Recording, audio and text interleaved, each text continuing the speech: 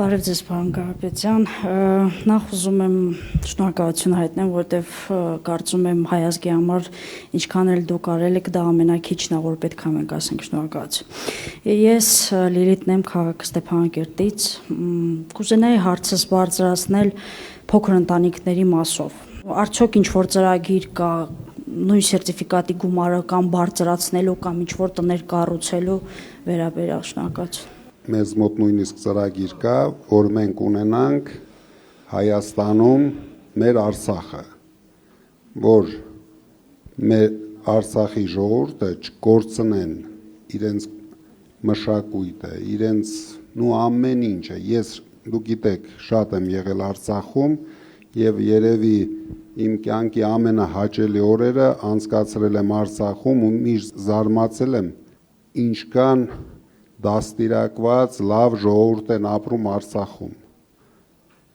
արդեն ապրել Արցախում։ Դրա համար ես ուզում եմ դա մենք չկորցնենք, մենք այդ հարցին ես ասեցի համակարգված լուծում ենք տալու, որ Արցախի ժողովուրդը չտանջվեն, կորցնելով ամեն ինչ, լավ ապրեն Հայաստանում, առաջ երթին լավ ապրեն Հայաստանում, արժանապատիվ կյանք ունենան Հայաստանում։ Հետագայում կմտածենք ինչպես կարող ենք ավելի բարելավել իրենց կյանքը։ Իսկ ես հարց եմ ուզում տամ, աշխատանքի հարցը ինչ որ ձևի լուծված է այստեղ թե չէ։ Հարցն էլ է ուզում բարձրացնել, աշխատանքի հարցն էլ է լուրջ խնդիր կոնկրետ ես։ Մոտարապես ես հարցը ուզում եմ ձեզ ուղղեմ, պարոն Ղուլյան։ Մոտարապես 20%-ը երևի։ 20-30%-ը։ Դա գլխավոր հարցն է։ Մեր ընկերոջ ձեռքին կար մեր ծրագիրը, այնտեղ կա 300,000 աշխատատեղ։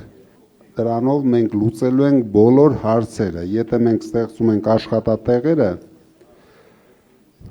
դուք զբաղված եք լինելու աշխատանքով, ստանալու եք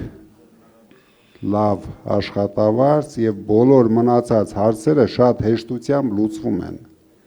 Եթե աշխատանքի հարցը մենք չենք լուծում, ամեն ինչը կախելու ենք բյուջեի վրա, իսկ սրանք այս տարիներին նենց լապեցին այդ բյուջեն, որ չգիտեմ ինչ են թողել, հիմա գալու ենք, ինչ ենք տեսնելու, ես նույնիսկ վախենում եմ պատկերացնեմ։